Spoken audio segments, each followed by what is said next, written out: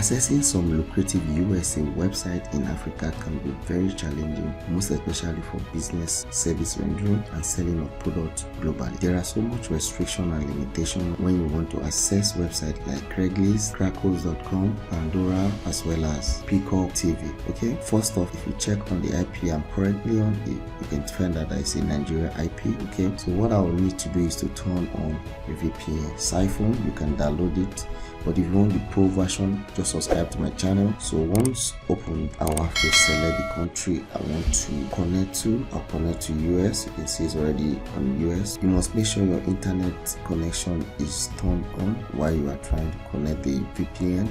Okay, once the VPN is connected, you refresh this wa.net.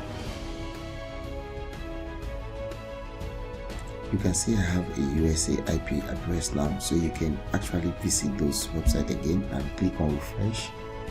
Now you can see I have access to Craigslist.org. Let's go to Crackles.com, refresh again, click on reload. So you can also see I have access to this. Then when you go to the next one, refresh Pandora.com, see what we got. You can see we also have access to Pandora.com.